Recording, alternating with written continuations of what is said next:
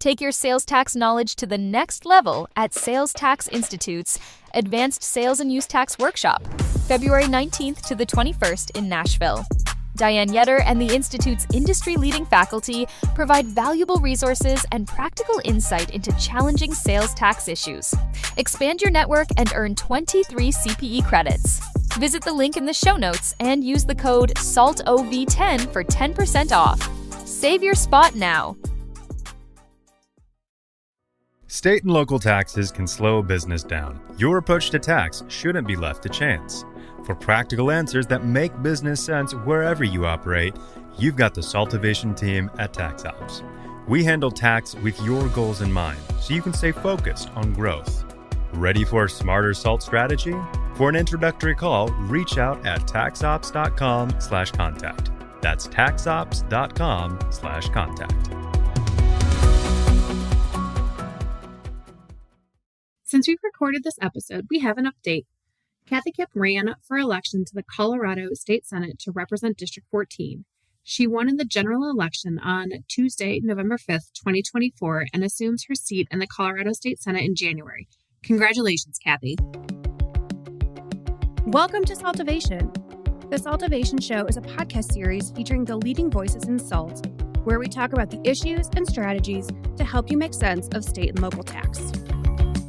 One of my first days when I started in public accounting almost 20 years ago is our sales tax person just had this giant stack of maps in his office. And kind of like junior in college, I'm an intern and whatnot. I was like, why is he constantly looking at maps? Like, isn't he like a lawyer?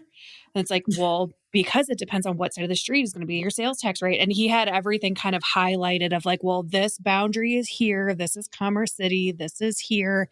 And just had stacks and stacks of maps. I mean, this is almost 20 years ago. And kind of there weren't the rooftop rates. There wasn't, right, the GIS system. Can't even remember, Judy, and maybe if you want to give us a little overview of Colorado's kind of hold harmless provisions. You know, it was a big deal.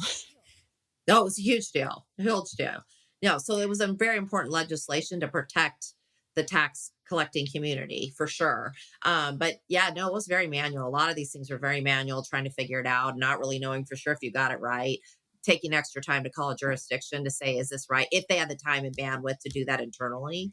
So I knew a lot of larger software and other tech businesses and multi-state businesses that didn't really live in Colorado, like they sold to Coloradans. They didn't care about that. They didn't care about the nuances of Colorado. But what they had was a gotcha because they were applying the state rules to the city issues and not doing the cities at all. So we had this huge non-collection group of humans, and you wanted to get those more collectors, you know, in the state of Colorado at the local level. But they are like, we're not doing it because it's too difficult to figure out the rates and make sure it's right in a mass way.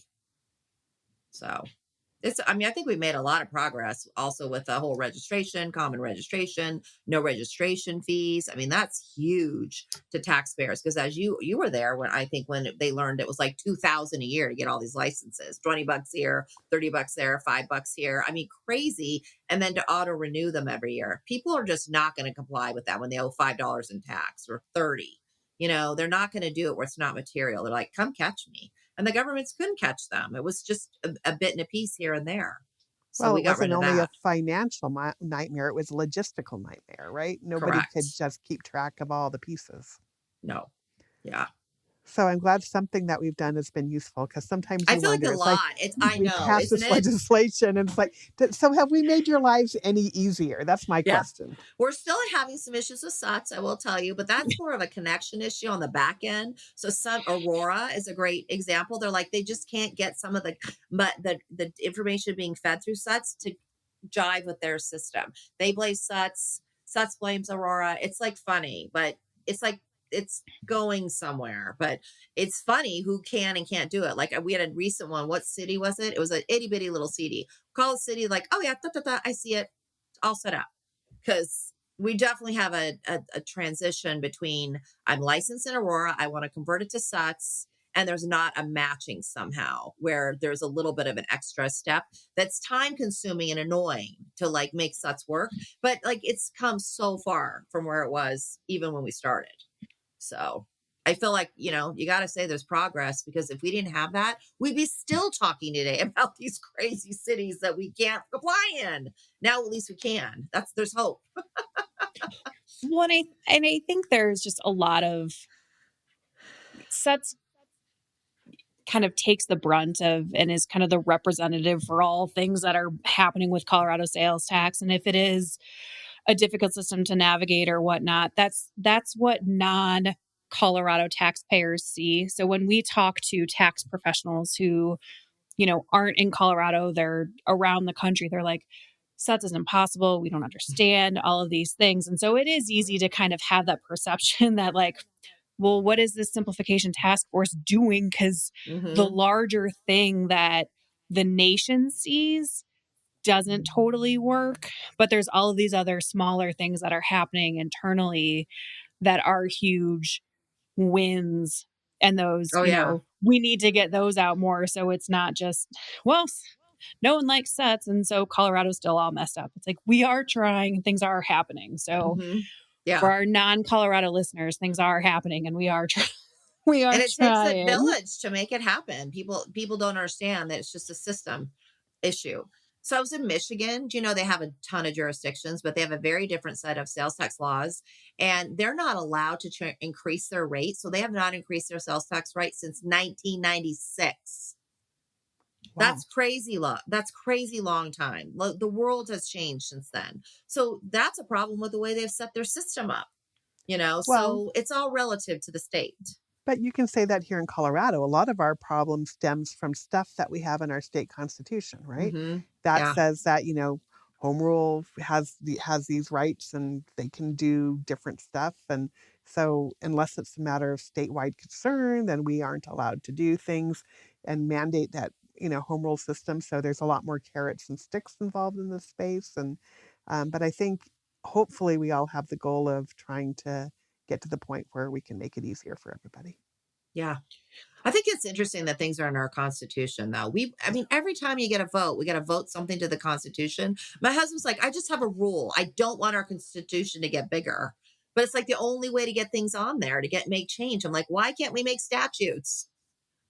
Well, and we can, except there's all this stuff in there already, right? And so, I mean, so the state of Colorado, the legislature, and anything that has a letter on it on your ballot, instead of a number this year, anything with letters on it, those are things that we as the legislature referred to the ballot. And we aren't going to put stuff in the Constitution generally unless we really think that it's important, or there's no other way to do it.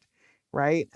So like anyway, you don't need to go into this election, but there's a lot there, and I think there were 6 different constitutional amendments. Yes, a decent amount. Yeah, so it's a lot. And then you're like, well, I like the law, but do I want it in my Constitution? Right, but some of them, I think one of them at least is taking stuff out of the Constitution this year, so that's something. Yeah. Well, and so what do you see as the biggest unresolved kind of challenge in the sales and use tax administration in Colorado? And are there any particular areas that you think kind of future legislative efforts should focus on, kind of that remediation? Those are great questions. So I guess 2 things there. First, you know, the committee, there were conversations this year about ending the committee, because it's like, well, has it come to its end? Should we just put that elsewhere? And to my mind, I'm not convinced that we're done until we have achieved the goal where this is easier to use. And we're still, I don't think, there yet. So, but for me, I can't tell you. I have to ask people like you guys, well, how are we doing? What is the next thing that we should be looking at every year? Because you guys are the experts. I always tell everybody, I'm a legislator. I am like a mile wide and an inch deep, and occasionally I get deeper here and there, and I learn more. Learned a lot about taxes since I've been here, but I don't do them. I'm not on the ground like you guys are, to be able to say, well, yeah, you guys did this over here, but we need you to do this next thing over here. What we need you guys for is to say, hey, this still isn't working well. This is the next thing we think that you need to do. Or, oh, everything's working fine now. We think you can dissolve the committee and go home. That would be great. But I don't think we're quite there yet. So Yeah. I think it's up to you guys to tell me or any legislators on that committee or any legislators in the legislature, what you think is the status of things and where you think what we should do next. Yeah, because that's what I felt pretty stressed that we were going to maybe stop it. Because what I thought was good about this is the conversation. Stakeholders are there. We're making sure it happens. There's a mandate, right? Because we have a task force. We all need to come together and talk about what we're learning and how we can continue to make it better. And I know people feel a little pressure and stress that they're like, we're trying. Poor Josh Pence gets beat up a lot.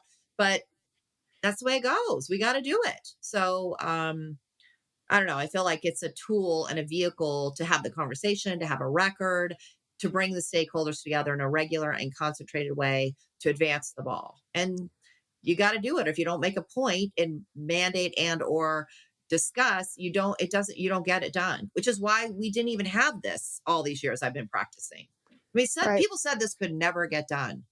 And I've been practicing 30 years. There's also a viewpoint that was expressed by one of the groups that the committee is just a roadblock that's putting up roadblocks every time we get together every summer and do stuff. And it's like, well, okay. So how would you propose going and making progress? I mean, you could go and advocate for different bills through various legislators, but that's not a cohesive way of approaching it, I don't think. So you're siloing it. Yeah. Instead of bringing the discourse to a common set of potential people could resolve it.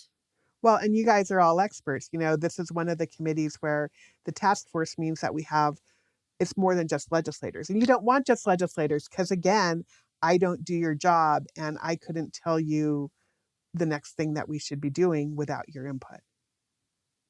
Well, even the experts we have in the cities and the counties, they have kind of their own view of how things get done, right? They're like, well, this works for us and this doesn't work, So, I mean, I know there was a lot of people threatened by it in the very beginning, like, but I feel like there's been a ton of collegiality created through the process and ammunition or momentum towards Denver, especially, like, we're good. We're going to do it. We're fine. We're going to set the standard. We're probably the biggest city in the state. We're good with this. We're going to make it work. We're going to dedicate resources to make this work for the state. So having that example, just ripple effect across the state. So, well, and I wonder how many maybe jurisdictions thought that the whole kind of secret initiative of the task force was to remove kind of the constitutional ability for home rule cities, right? Where it's like, well, we've been kind of granted, or, we have this authority to do what we want. And the easiest way to simplify Colorado sales tax is to get rid of home rules. Let's be honest. Right. And so I would imagine there's a lot of potential fear that you're going to have this giant coalition of people that want to simplify this and get rid of, those cities' authority to do what they want and have, so I wonder if maybe that was a lot of profile. All the cities have like zoning and I mean, they have stuff. They just don't have taxes that are different than the state. That's the problem. They have a tax base. And a lot of the other cities have a tax base. It just follows the states and they get the taxes that way. So it's not like they're not getting taxes. Well, right. And the home rules are one of those things that's in the state constitution. You're not getting rid of home rules. You're not getting rid of their authority. But there are places where it is important for the state to be able to set a baseline and then everybody operates from that as the floor so that you have a little bit of consistency. Well, I think Paul Archer and Kathleen Conti actually worked on getting the simplified definitions at the cities, which I didn't realize that was their impetus. Like, define things the same way, please. Tax them differently, but tell us what they are so we can consistently know that's what you mean. So that was a Herculean effort because everybody just made statutes over the years of ordinances to tax things or not and define it the way they defined it. So one city didn't define things the same way as the state, nor as the other city. So because they would take an example from one city and then they'd modify it for themselves. That makes it very difficult to comply with. And frankly, for me to advise people on, I don't even have a matrix out there that I can pull all the cities, how they handle things. I have a situation now with a car wash. Some cities tax car washes if it's manual versus automatic or automatic versus manual. Some cities don't even address it. So is it taxable or not? I mean, things like that are like, I just want to comply. Tell me what to do. But your laws aren't clear enough for me to comply with them. Well, let's That's make it not good. harder and let's just tax services too and make it really complicated. Oh, I'm sorry. Maybe we did. That wasn't the way you wanted Well, to go. that's fun. There are states that do. South Dakota, Oh, yeah. Connecticut, Hawaii, West Virginia. I mean, they have a New broad-based sales Mexico. tax. New Mexico, right? So gross receipts tax. So it does exist. Yeah, it's an interesting issue in making every transaction a taxable item, no matter what you do in commerce. It's like the VAT, right? And then there's some refund thing. I don't even know how that all works, but it's high. It's like 17% too, the VATs. You're likely not going to be in this role forever, right? And so, what advice would you give to the next person who takes over your seat on this committee, or even a new kind of colleague that's coming in, as kind of a representative from each party, from each chamber, to ensure that kind of this momentum continues and, things continue to move forward? Well, I would say listen to people and listen to the stories, because I think that making sure that you hear the stories that people are telling you so that you you don't think that things are just all hunky dory, right? Oh, well, that's just the way government works. It's always been like that. It's going to be that way forever. No, you have to think about things. It's like, because I mean, and actually, if you talking to people who aren't legislators, sometimes you get that kind of response. Oh, well, this is just the way it is. It's like, well, okay, but why is it that way? Is it that way because of statute? Is it that way because people just do it that way? Is that in the state constitution? Is it federal, which we can't do anything about? Where is the level of the problem so that we can address it? But I think once you start hearing how complicated our system has been and how onerous and time consuming it has been for so many of our small business people. We want to support our small business people here in Colorado, right? People are like, Democrats don't support small business people. It's like, no, I think we really are trying to do that. Yeah. And I think this is one of those areas where, Democrats, Republicans, whoever you are, come together and say, we want this to work for the people in our communities. And so, and I don't think you're going to have too hard of a time. I think the person who I believe is likely to win, for instance, my seat in the House, is a tax attorney. She might very well be interested in coming and serving on this kind of committee. Really? Ooh, yeah. I don't know who this is. I don't pay attention to all these things. Well, Interesting. You wouldn't know at this point, but yeah. Okay. But yeah, we can talk. I love that. People who speak tax. Yeah. Well, Bob Marshall's already a tax attorney. He's got a really tight seat. I don't know if he'll be back for sure, so he might be interested. But Yara Zokaye, who is likely to win the seat that I am leaving to go run for the Senate, and we'll know by tomorrow what things. Yeah, but what I usually find with the tax attorneys that I associate with, because I'm on the Colorado Bar Tax Committee, they're like estate and gift attorneys. They do federal structure planning. They don't do state and local, or they'll file an federal estate return, but they don't understand sales tax. Like, there's a big dichotomy between the actual minutia of state and local tax filings and the federal tax system. So, and that's the big kahuna. Right. But what I found in my career is that this tiny little transaction-based tax is huge for business, because if you have $1 million business and anything's taxable, that's $80,000 of risk you need to protect yourself against if you need to collect it from your customer and you don't. So 80,000 is a lot of money. It's probably more tax than they're paying per year that they need to collect. And it's a problem for business to have that kind of responsibility. If somebody like me, who's not a tax attorney, can figure this out, I imagine even if it's not their specialty, a regular tax attorney can figure it out. And Yara is, by the way, involved in state and local taxes in the sense that she is currently our deputy assessor for the for Larimer County. Property taxes. Yeah, that's an interesting area of tax too. There you go. Yeah. Well, and what's interesting about that is Judy and I were at the kind of open meeting when Colorado went to like destination-based sourcing. And I don't think we will ever forget, one, the amount of people that were in that room from all over the state that were just like, hey, from a small business perspective, it's not possible for me to do this. Especially if you have to kind of, it's a significant change going from kind of like one jurisdiction completely kind of changing the Colorado tax return, which would be my vote to simplify the just Colorado sales tax return, because there's a lot of stuff in there.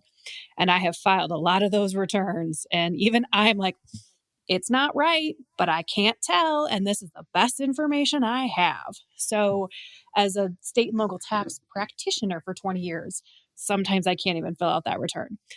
Anyway, but that's just like that there is kind of that power in the hearing from those that are on the ground doing the work, right? Because, Joe tax attorney isn't filing a Colorado sales tax return monthly to report all this stuff. They've never filed a Colorado sales tax return in their life. They have no idea what they're doing. And so it is truly the people to get the feedback who are doing the work that are really going to push forward change. And, with all of those people in the room, the state responded and they kind of pushed back the kind of the start date of the reporting. So there was like hundreds of people in this room. I mean, people were crying. The line was huge to talk to. I think Josh was there. It was surreal. Like, it was heartbreaking, honestly, like how sad and stressed these people were. You don't want to go into business and feel that way. Like, it was, so the state heard them and tried. So that's a good thing. That's good. But, and obviously you guys found Tracy Kraft Tharp, Kevin Van Winkle, and those people who were wanting to take this cause on. Because I think weren't they both founding members of this group, I believe? I think you're right. I think Kevin Van Winkle was. You're right. I forgot. Tracy's the one I remember the most, but yeah. Right. But I mean, now that, and Kevin is running for county commissioner, so he will, I would say, likely not be in the legislature after the election for too much longer. So that means that you are going to get new people. But what I guess I would think is more important is to consider all of you guys as, each of you, everybody in your tax community who wants to see change. You all have people in your house who represent you and people in the Senate who represent you. So reach out to those people and tell them your stories and tell them why it's important, because you're going to get somebody like me who's going to say, wow, why is this so hard? And this shouldn't be so hard. And what can we do to make it better and easier? Because that's why we're there. Right. And so, I mean, really, I think for you guys to be able to tell your stories to people like me, because you're not going to get people who are deep in the weeds and know everything that you do. So being able to tell that story to people, I think, is just really important. I mean, something we do a lot in the legislature, as an example, is we have these things called fact sheets. And usually there's a fact sheet for a bill. But maybe if there's, we want to talk to somebody, make a little fact sheet and say, this is what it takes to do this in Colorado. This is what it would take to do it in another state. This is the amount of time, resources, money it's taking your small businesses in Colorado to comply with the law. And don't you want the law complied with? Because that means that you're going to have more revenue to do work with, right? Correct. Well, and Kathy, I think that's the perfect spot to end, the perfect call to action. And so thank you so much for joining us on the SALTovation podcast. It is, for those listeners, this will come out after the day, but today is election day. And so there is a lot happening. And, again, thank you for sharing your time with us. We really appreciate it.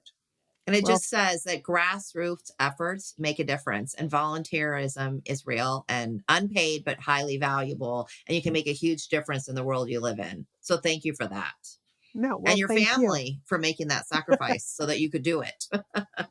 Well, no, thank you guys for all you do to try and put us into a better place, because what you're doing is really volunteering a lot of your time to try and make the whole system easier for all of those small businesses in Colorado, right? Everybody's got their sort of little niche in the world, and you being able to bring it and share it with people like me is what will create change. Yeah. And I don't want to make money doing this. It's not fun for me. I want them to comply. I want to make money helping them comply. And then I'm happy. Help lots of people do it and not have this fighting all the time. Like, I don't want to do it. I'm like, yeah, well, you really should. You're going to get in trouble. Well, so what I need from you guys then is to hear what are the next steps that we should be making as a group, right? What do you think is left for us to do? We're gonna, didn't do a whole lot of legislation that we're passing on this year, but I think it'll be really interesting to come back next year when the things have had time to settle in a little bit and see, are we in a better place and what should be done next? Yeah. To see more people in the SUT system would be awesome. We're working on getting a bunch of our clients in it, and we are having some problems, but it's not universal. It's just a bit and a piece. We'll have even more examples of like, okay, how can we fix this? Like, how do we get this to work? That kind of stuff. Well, thank you again. And this has been SALTovation. Until next time.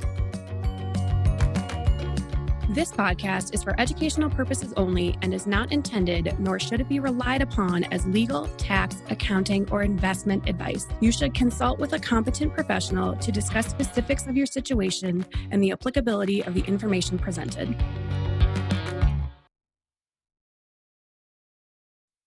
State and local taxes can slow business down. Your approach to tax shouldn't be left to chance.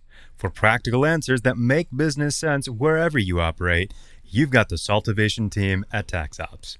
We handle tax with your goals in mind, so you can stay focused on growth. Ready for a smarter SALT strategy? For an introductory call, reach out at taxops.com/contact. That's taxops.com/contact.